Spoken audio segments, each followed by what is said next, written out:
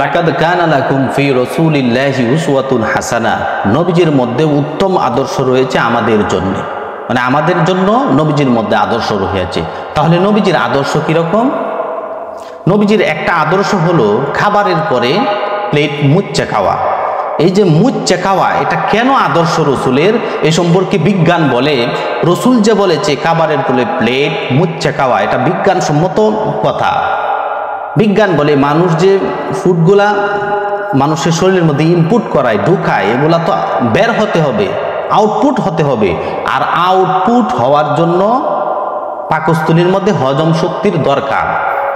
রসুল যে বলেছে প্লেট মুচ্ছে খাওয়ার জন্য, মুচ্ছে খাইলে দেখবেন মুখের মধ্যে এক প্রকার লালা গ্রোথ হয়, লালা জন্ম হয়। আপনি চেষ্টা করে দেখেন, আপনি ট্রাই করে দেখেন যে আপনি যখন প্লেটটা মুচ্ছে খাইবেন আপনার মুখের মধ্যে এক প্রকার লালা জন্ম হবে। আপনি যদি আঙ্গুলগুলি চুষে চুষে খান, মুচ্ছে খান, তাহলে আপনার জিহ্বার মধ্যে এক প্রকার লালা জন্ম হবে। এই লালাগুলি আপনার খাদ্যের মাধ্যমে স্টমাকের মধ্যে, পাকস্থলীর মধ্যে চলে যাবে।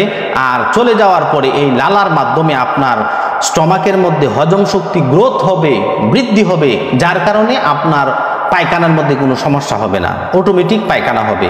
তাহলে বিজ্ঞান বলে তুমি প্লেট মুচ্ছে খাও, কেন? লালা জন্ম হবে, এই লালার কারণে তোমার স্টমাকের মধ্যে, তোমার পাকস্থলীর মধ্যে হজম শক্তি বৃদ্ধি হবে।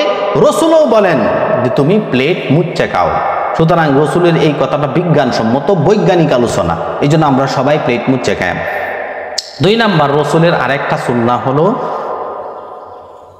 পেশাব প্রস্রাব বৈশা করা। বৈশা কেন করব?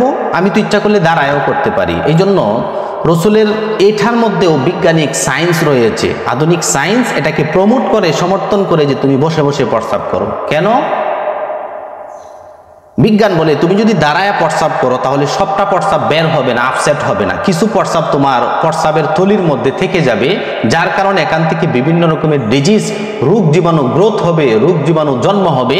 তোমার হিউম্যান বডির জন্য এটা উপযুক্ত হবে না, হিউম্যান বডিটার মধ্যে রোগে ইফেক্ট করে নেবে, আক্রান্ত করে ফেলবে।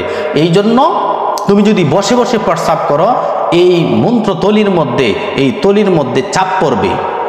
বৈশা প্রস্রাব করলে প্রস্রাবের থলির মধ্যে চাপ পড়বে, চাপের কারণে সবটা প্রস্রাব বের হয়ে যাবে, ডিলেট হয়ে যাবে, যার কারণে শরীরের মধ্যে আর কোনো প্রস্রাব থাকবে না, কোনো রোগ জীবাণু জন্ম হবে না। তুমি হেলদি বয়, হেলদি ডায়েট, তোমার শরীরটা অনেক সুস্থ থাকবে। এই জন্য বিজ্ঞানও বলে তুমি বসে বসে প্রস্রাব করো, আধুনিক সায়েন্সও বলে তুমি বসে বসে প্রস্রাব করো। জনাবে মুহাম্মাদুর রাসূলুল্লাহ সাল্লাল্লাহু আলাইহি ওয়াসাল্লাম তিনিও বলেন তুমি বসে বসে প্রস্রাব করো। এই জন্য রসুলের আদর্শ আপনি আমার মানতে হবে। রসুলের আদর্শের মধ্যে আরেকটা আদর্শ হলো টাকনুর নিচে কাপড় না পরা। মহিলারা টাকনুর নিচে কাপড় পরবে আর পুরুষরা টাকনুর উপরে কাপড় পরবে। কিন্তু আমাদের সমাজে আজকে উল্টা হয়ে গিয়েছে, মহিলারা টাকনুর উপরে কাপড় পরে আর পুরুষ জিন্সের প্যান্ট ব্যবহার করে নিচে কাপড় পরিধান করে। তাহলে এটার মধ্যে সায়েন্সের কি সম্পর্ক? হ্যাঁ, এটার মধ্যেও সায়েন্সের সম্পর্ক আছে।